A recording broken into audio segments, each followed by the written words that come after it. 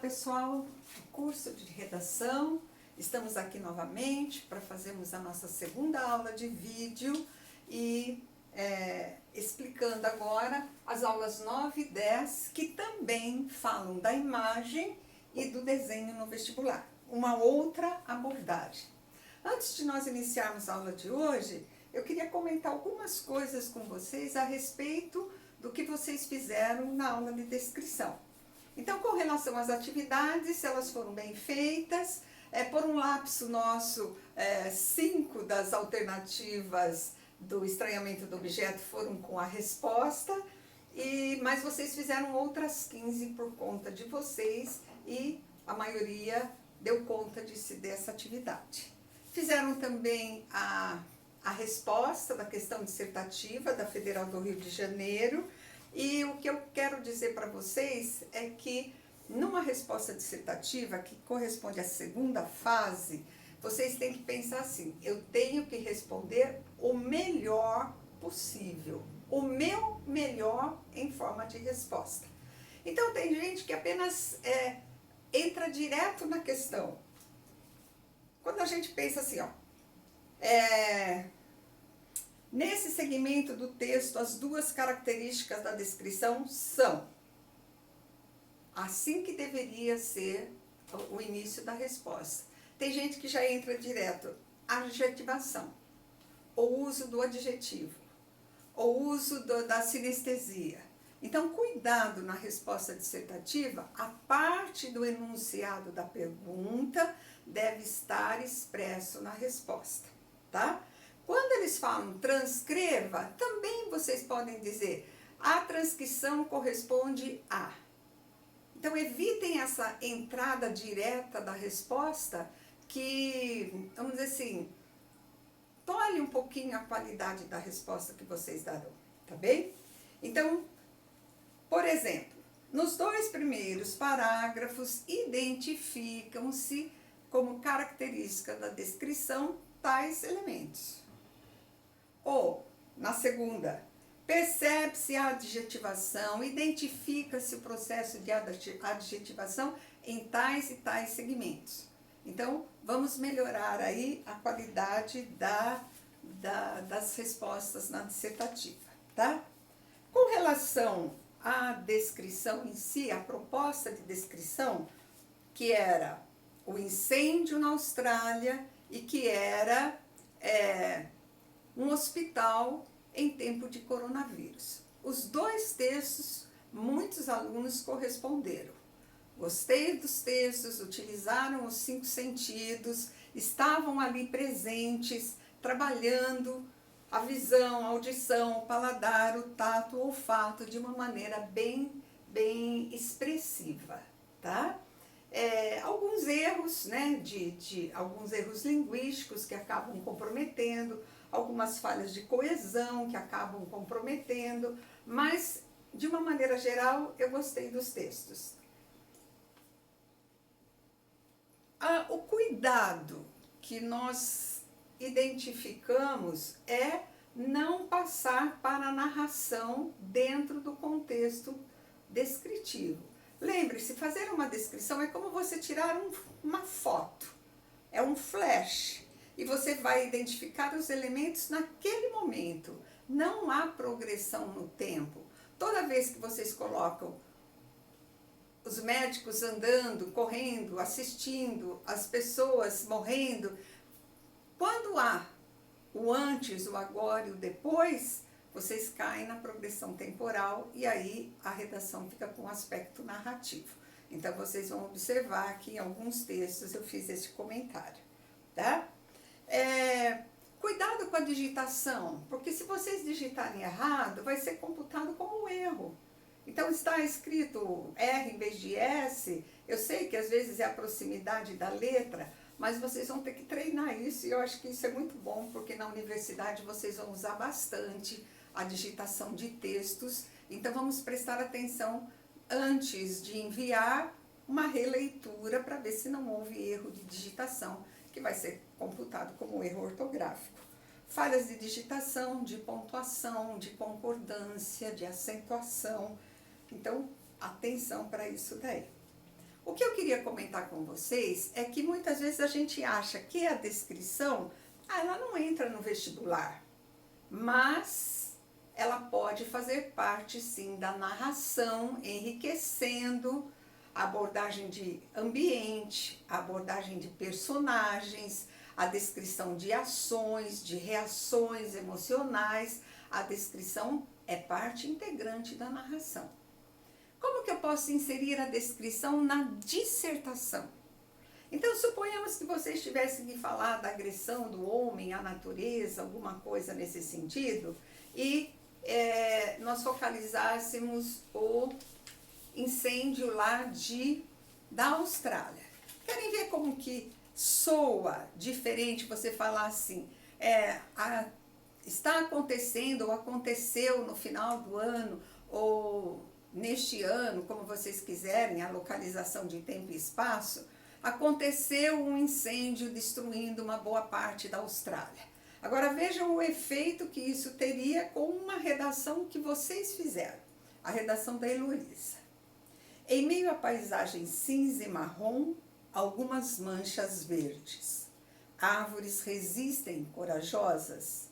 Na escuridão do céu, o brilho das estrelas se confunde com a luz emitida pelo fogo, o qual se alastra poderoso, destruidor.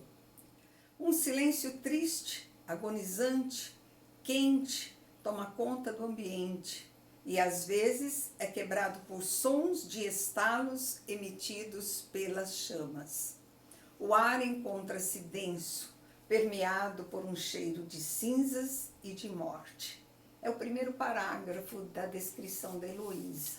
Então, começar uma dissertação mostrando um cenário de destruição através do incêndio, o efeito é muito mais expressivo do que simplesmente nós identificarmos que aconteceu um incêndio de grandes proporções na Austrália. A mesma coisa com relação ao coronavírus. Então, suponhamos que vocês tivessem uma abordagem temática para falar assim da rede hospitalar, ou para falar do nosso sistema de saúde, alguma coisa nesse sentido. Aqui é o texto da Laura. O longo corredor ladrilhado estava saturado de corpos frios, vivos, mas frios. Dentro de seus pulmões, cada unidade dos seus alvéolos estava sendo rompida por um vírus, como se qualquer rompimento fosse uma rosa de Hiroshima. Cada ser humano, cuja pele não trazia o aconchego da vida, carregava nos olhos semiabertos uma dádiva de atendimento prioritário, como se aguardasse a visão de um ser de branco, médico ou anjo. Bocas conectadas a máquinas, corpos sustentados por camas de ferro. É o primeiro parágrafo da descrição da Laura. Então, se vocês começassem uma dissertação com esse cenário, com essa pintura de palavras, então nós teríamos assim um efeito muito mais expressivo do que simplesmente dizer aconteceu, o sistema hospitalar estava congestionado por muitas pessoas. Então, explorem a descrição também na sua dissertação. Tá bem, pessoal? Tudo bem? Agora vamos para a aula de hoje. Continuamos com a imagem e com o desenho. Vamos explorar uma proposta da Fundação Getúlio Vargas de São Paulo, em que ela colocou 2 textos visuais e 2 textos verbais. Nos textos visuais, vocês vão identificar uma foto de Nick Up, um fotógrafo. Ele foi premiado por essa foto, ele se tornou assim muito famoso no mundo inteiro, em que ele fotografa a garotinha Kim Puk, que tinha 9 anos, a sua aldeia tinha sido atingida pelas bombas, a sua roupa pega fogo e ela corre, fugindo das chamas, despida, e essa foto teve uma repercussão mundial. Então, vocês vão ler depois o texto informativo sobre ela para responder as questões envolvendo o primeiro texto. O segundo texto visual é o quadro O Grito, de Edvard Munch, que é um pintor norueguês. Este é o quadro considerado o mais caro do mundo, 100 milhões de dólares. Então é interessante vocês conhecerem obras, vocês conhecerem fotos que são assim significativas, porque elas podem compor a proposta, como compôs essa proposta da Fundação Getúlio Vargas. Então nós vamos ter aqui duas imagens visuais a respeito das quais eu vou fazer algumas perguntas interpretativas. Aí eu coloquei em seguida um texto de apoio, falando tanto da foto quanto do quadro, para ajudá-los nessa interpretação, tá? A ação que eu acho que deve acontecer, sempre que vocês se deparam com algo novo, um quadro novo, uma foto nova, famosa, um poeta novo sobre o qual vocês pouco têm informações, investigar, vamos ler mais alguma coisa sobre ele, vamos ler quem ele foi, qual a sua representatividade, qual a sua escola. Isso tudo, gente, forma uma bagagem cultural que é muito importante para compor a sua argumentação. Aí nós vamos ter dois textos verbais. Os Tempos Modernos, de Bertolt Brecht, que é um poeta que tem sido bastante explorado no vestibular, e um trecho retirado da Dialética do Progresso e da Alienação Crescentes de Karl Marx.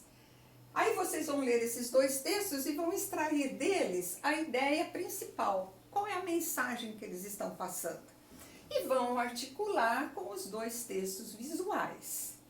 Então nós vamos ter aí a proposta de redação que vai ligar os 4 textos que compõem a coletânea na leitura da importância da tecnologia aí vamos dizer assim, na competição humana. Então está lá, fazer uma redação dissertativa de 20 a 30 linhas ou de 25 a 30 linhas, eu permito as duas coisas, de modo que vocês vão focalizar todo esse contexto gerado pela coletânea, trazendo para nós o primeiro exercício efetivo de dissertação. Quem achar que está difícil, que não consegue, vamos dizer, esse pessoal do primeiro ano, ou alguns do segundo ano que ainda tenham dificuldade, não tem importância. É apenas para eu avaliar em que pé vocês estão. Como que vocês estão desenvolvendo uma dissertação com uma certa complexidade. Depois nós vamos estudar passo a passo como fazer, está bem? Então, quem achar que está difícil, que não consegue, não tem importância. Faz as atividades e tudo bem. Há uma tolerância dentro dessa semana. Quem acha que dá conta ou quem quer tentar, mesmo com dificuldade, melhor ainda. Porque daí nós vamos avaliar em qual situação vocês se classificam. É um texto abaixo de regular, é um texto regular, é um texto acima de regular, é um texto bom ou é um texto ótimo, tá bem? Vocês poderiam perguntar, quando que nós vamos começar a ter nota? Assim que nós começarmos a estudar a teoria, na próxima aula vai ser a teoria da narração, aí vocês já vão receber uma nota, e da outra aula em diante, das aulas 13 e 14, nós vamos estudar a teoria da dissertação. Aí sim, a gente vai atribuir uma nota, tá bem? A segunda atividade da aula, questões objetivas, todas elas contendo uma imagem, tendo como foco ou tendo como colaboração ali num texto sincrético, imagem e palavra, para vocês trabalharem a interpretação agora no teste, na questão da primeira fase do vestibular, tá bem? No final, vocês vão ter depois o gabarito, né, da aula anterior, Toda vez que vocês tirarem meio certo, vocês vão ver lá o que ficou faltando, comparando com o gabarito, o que era a resposta que de repente não correspondeu.